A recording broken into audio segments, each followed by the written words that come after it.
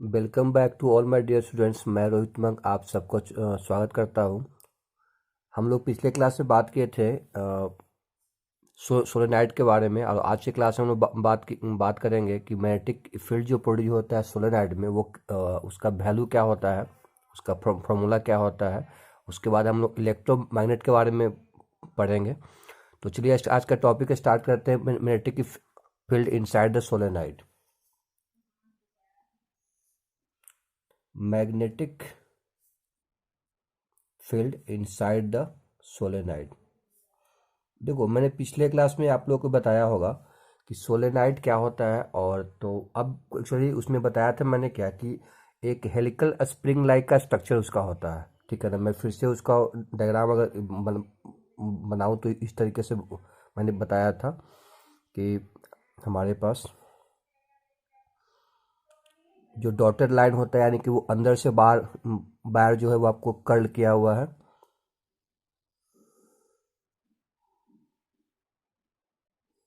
इस तरीके से मैंने यहाँ पे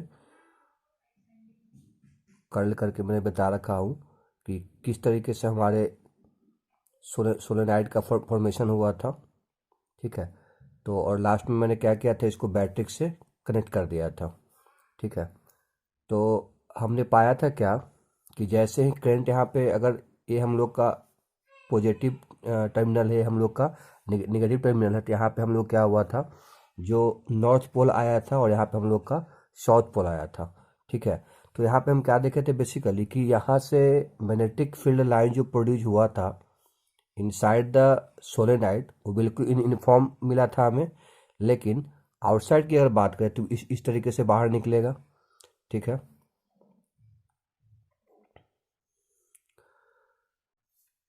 साउथ पोल में क्या करेगा, वो अंदर की ओर आता हुआ रिप्रेजेंट करेंगे हम लोग। तो सबसे पहले क्वेश्चन ये आता है कि हमारे पास जो मैग्नेटिक फील्ड जो होता है ना, मैग्नेटिक फील्ड का जो वैल्यू होता है, यानी कि जो बी का वैल्यू की अगर बात किया जाए हम लोग को, वो कितना होता है। तो बी का अगर वैल्यू की बात करें तो mu not into N into I के इक्वल होगा। Mu not into N into I के इक्वल होगा। तो यहाँ पे ध्यान देने वाली बातें हैं यहाँ पे कि म्यू नॉट एन इंटू आई, यानी कि यहाँ पे जो पिछले क्लास में मैंने एक फॉर्मूला मैंने बताया था मैग्नेटिक फील्ड का, वो बर्ड्स शेबरेस लॉ पे फॉर्मुलेट किया हुआ था। Mu naught into I into D L sine theta divided by 4 pi r²। तो बेसिकली इसी को इंटीग्रेशन करके जो है ना, अलग अलग वैल्यू यहाँ पे हम फाइंड करेंगे। तो यहाँ पे जो निकल के आता है B equal to mu naught N into I. तो एन यहाँ पे कैपिटल नहीं, यहाँ पे ध्यान देने वाली बात है। एन जो यहाँ पे हम लोग यहाँ बताता है क्या कि एन जो है वो number of turns per unit length होता है। यहाँ पे एन मैंने बता रखा है क्या कि एन यहाँ पे क्या हम लोग का है, number of turns per unit length होता है। ठीक है, ठीक है। अब क्वेश्चन ये आता है कि अगर इंड पॉइंट की बात करते हैं, ठीक है, मतलब सोलेनॉइड के इंड पॉइंट पे अगर बात किया जाए तो मैग्नेटिक फील्ड क्या हमको निकल के आएगा, क्योंकि ये जो वैल्यू निकल के हमको आया है म्यू नॉट एन इंटू आई, वो बिल्कुल सोलेनॉइड के अंदर की बात मतलब किया जा रहा है कि यानी सोलेनॉइड के अंदर जो मैग्नेटिक फील्ड होगा वो mu not into N into small N into I के इक्वल होगा।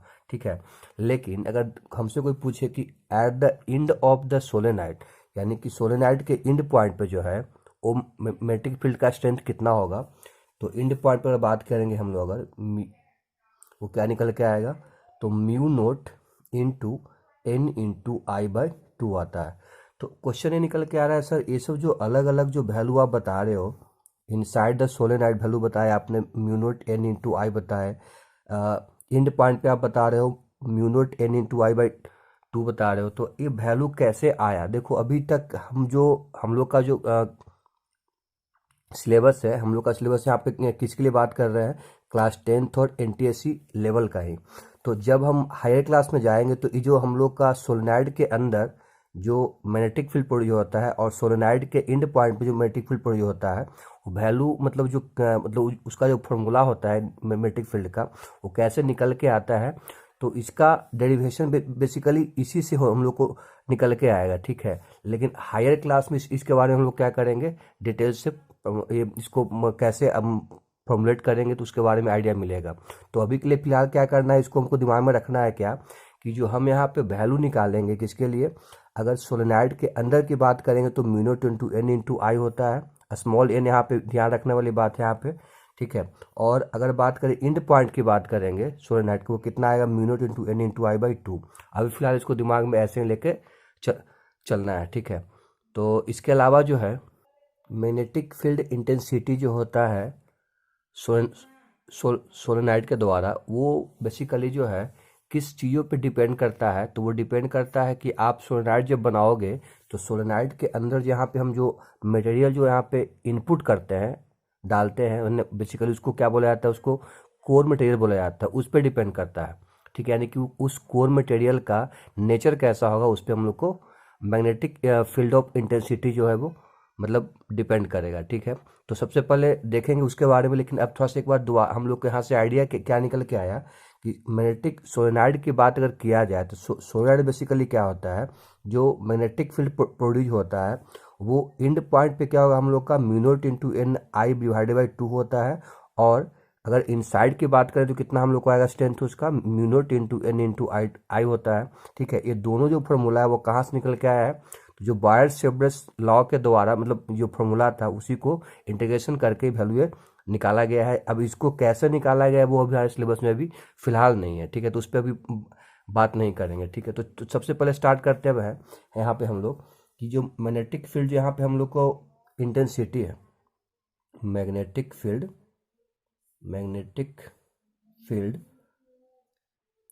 Intensity depends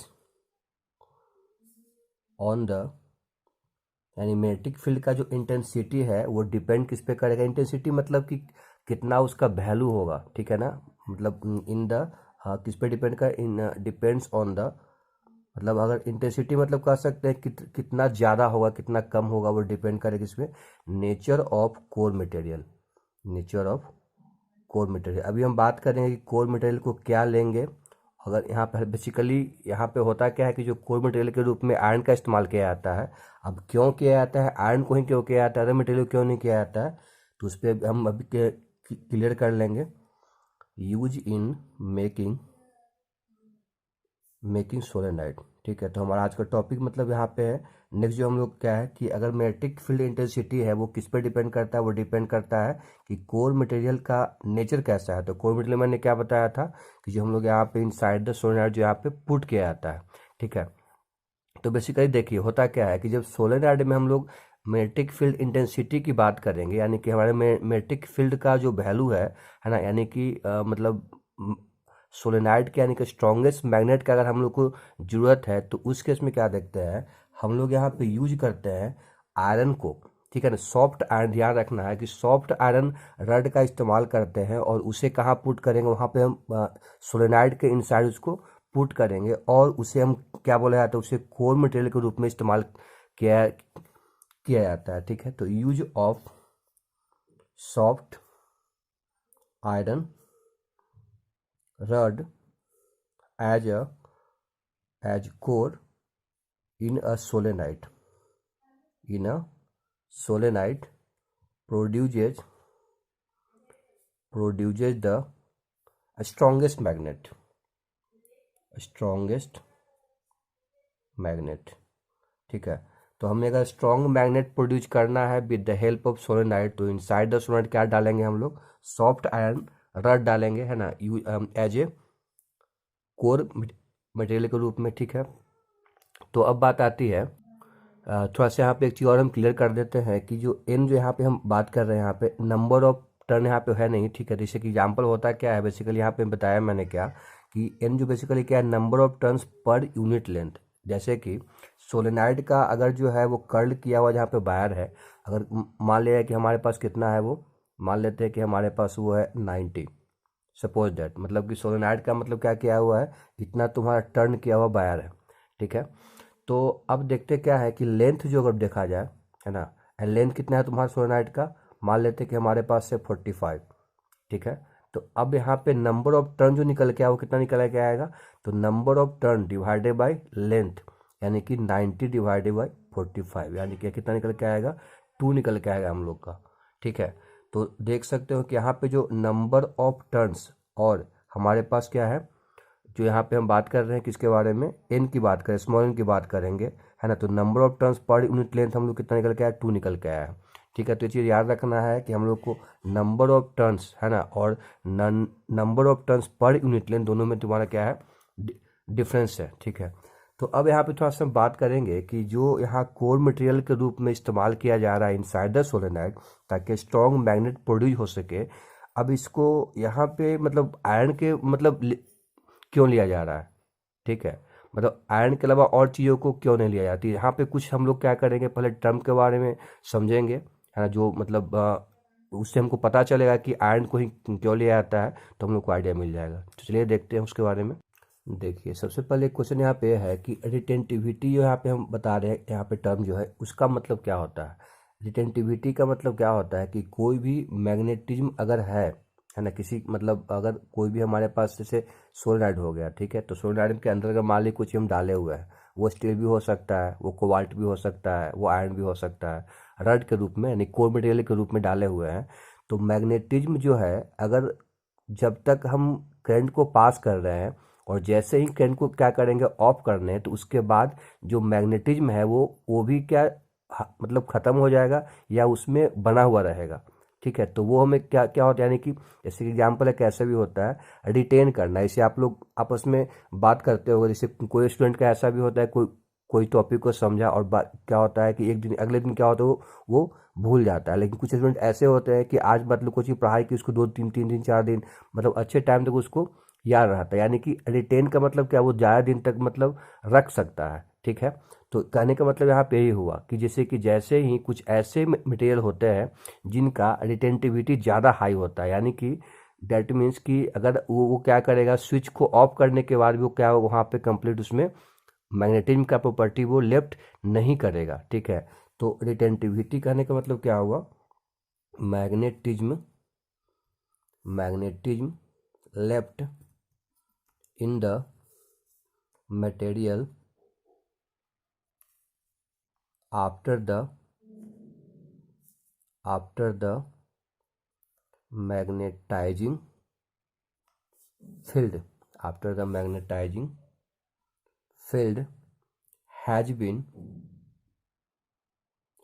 switch off. जैसे कि मैग्नेटाइजिंग फील्ड स्विच ऑफ कब होगा, जब हम लोग क्या करेंगे, करंट को सप्लाई करना बंद कर देंगे। तो हम सोलेनोइड की बात कर रहे हैं उस केस में।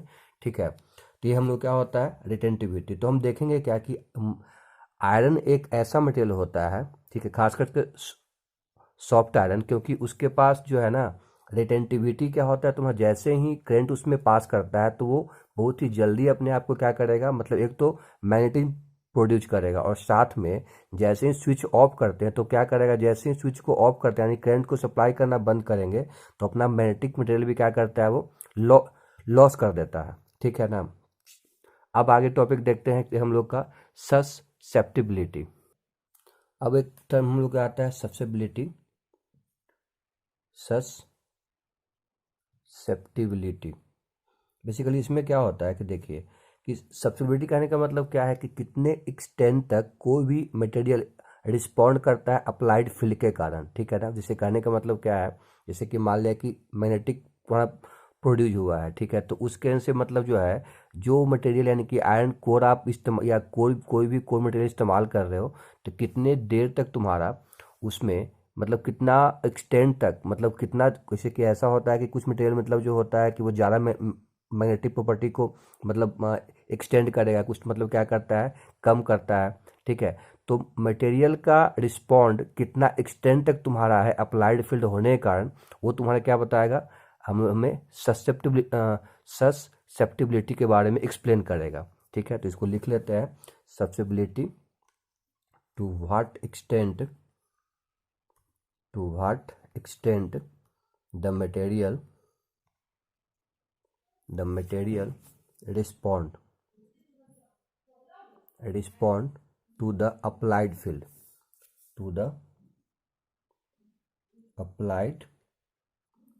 फील्ड। दिस मीन्स, इसका मतलब ये होता है, this means it determine the extent to which the extent to which the material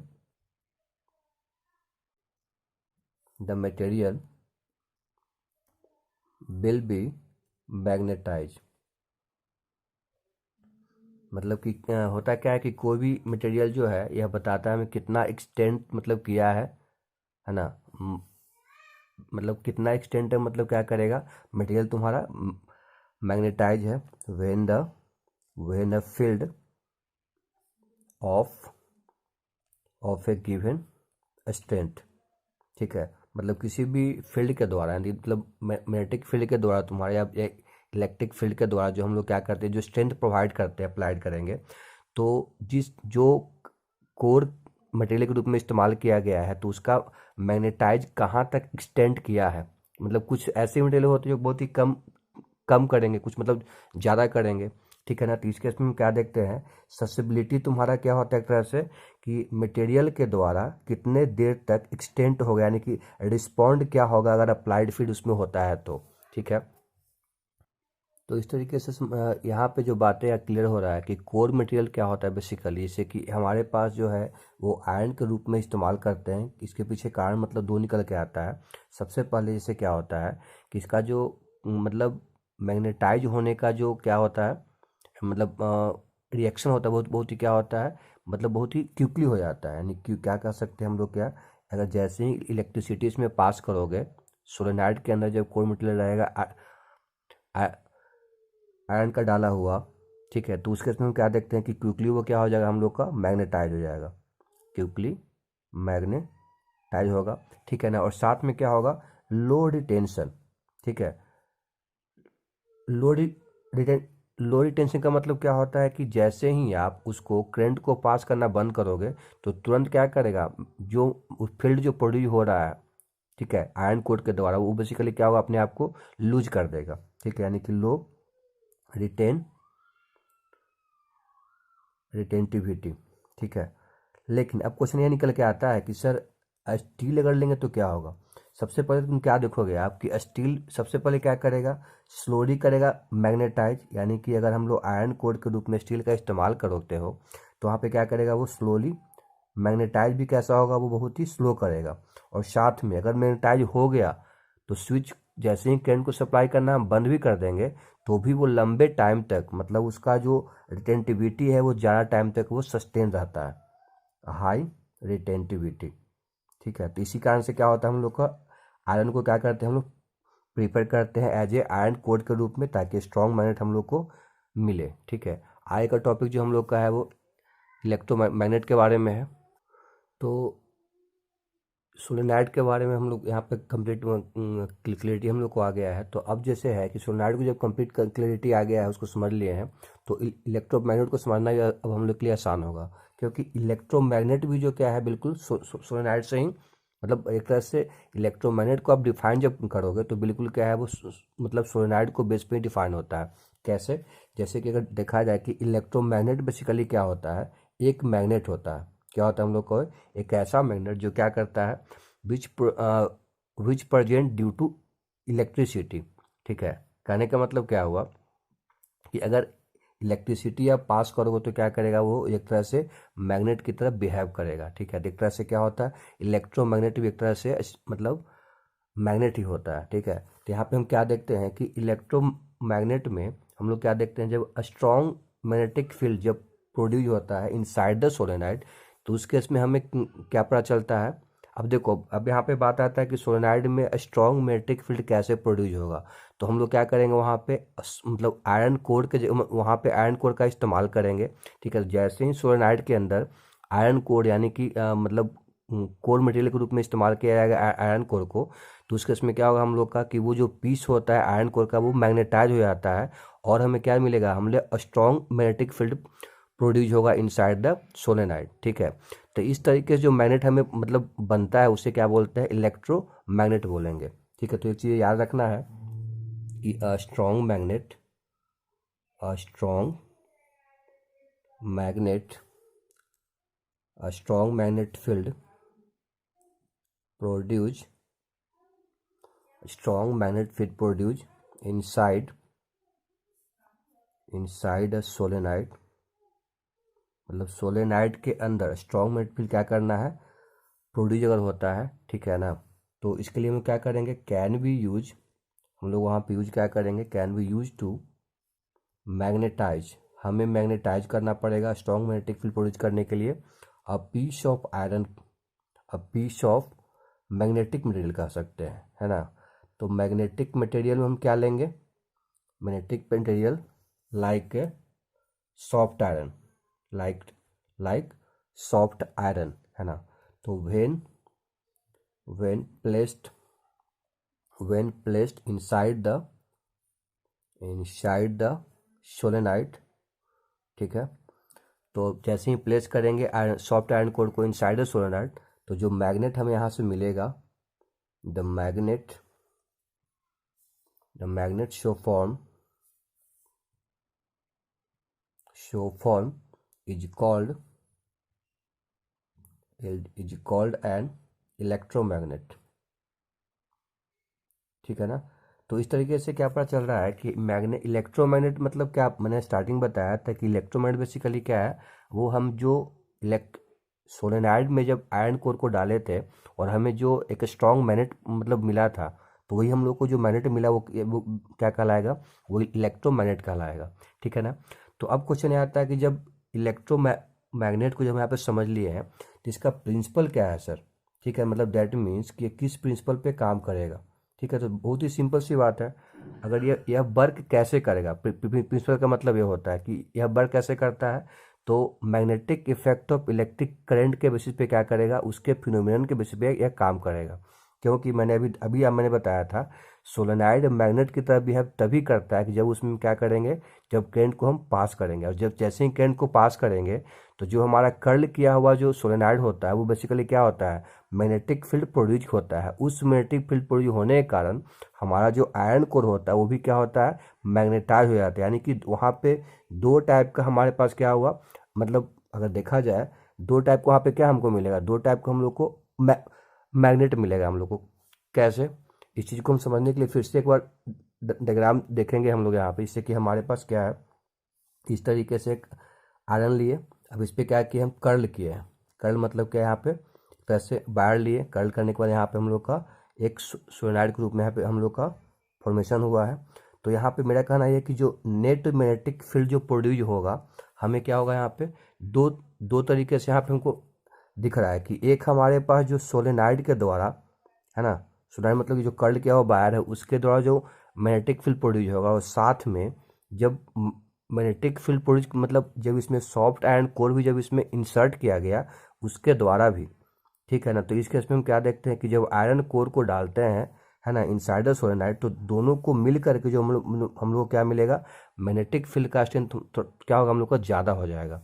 इसलिए क्या होता है, हम लोग का जो मतलब अब क्वेश्चन ये है कि जब ये स्ट्रॉन्ग मैग्नेटिक फील्ड हमें मतलब इलेक्ट्रोमैग्नेट द्वारा फाउंड किया मतलब मिल रहा है, तो उस केस में क्या क्या निकल के आता है कि प्रिंसिपल क्या था इसका, यानी कहने का मतलब क्या है कि जो हम लोग सोलेनाइड में, मतलब सोलेनाइड के इनसाइड जो मतलब हम क्या डाले थे, यहाँ पे आयरन कोर जो डाले हैं, वो मैग्नेटिक प्रॉपर्टी कब शो करेगा, जब हम इस सोलेनाइड में क्या करेंगे, इस वायर में जो कर्ल किया उसमें हम इलेक्ट्रिसिटी को पास करेंगे। तो कहने का मतलब मेरा ये यहाँ पे है कि जो प्रिंसिपल भी बेसिकली क्या है इसका तुम्हारा, वो भी काम कैसे करेगा, phenomenon of the magnetic effect of current पे, ठीक है। तो कहने का मतलब ये हुआ, it works on the phenomenon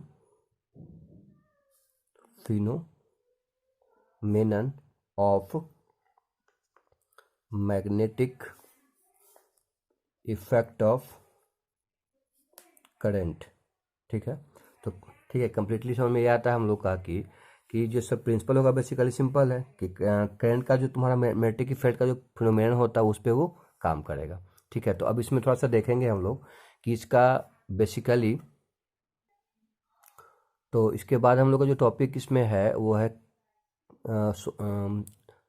electromagnet का कंस्ट्रक्शन के बारे में, वर्किंग के बारे में, एप्लीकेशन कहाँ कहाँ इसका होता है, और कौन कौन से फैक्टर जो है वो इलेक्ट्रोमैग्नेट के स्ट्रेंथ पे इफेक्ट डालते हैं, उस पर भी देखेंगे। कुछ और की पॉइंट देखेंगे हम लोग, और परमानेंट मैग्नेट और इलेक्ट्रोमैग्नेट के बारे में हम लोग थोड़ा सा इसमें डिफ्रेंशिएट करेंगे, और कुछ इंपॉर्टेंट क्वेश्चन मिलेंगे। ठीक है, तो थोड़ा सा वीडियो का लेंथ बड़ा हो जाएगा, तो इसको इस क्लास में तो पॉसिबल नहीं है करना, अगले क्लास में जरूर आप बने रहिएगा।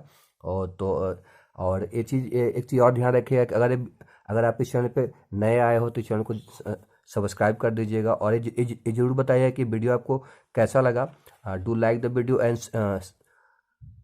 Share the video. Rohit Umang channel को जो यूट्यूब चैनल है, मैं आपका इसी तरीके से ऑसम कंटेंट में लाता रहूँगा रेगुलरली। तो चैनल को जरूर से सब्सक्राइब कर दीजिएगा, बेल आइकन को हिट कर दीजिएगा, और शेयर करना न भूलिएगा अपने दोस्तों को भी। तो तब तक के लिए मिलते हैं फिर नेक्स्ट क्लास में। तो इस तरीके से आई होप सो कि वीडियोस पसंद आया होगा, तो लाइक जरूर करिए। Finally you guys are amazing, keep learning, keep growing. Thank you so much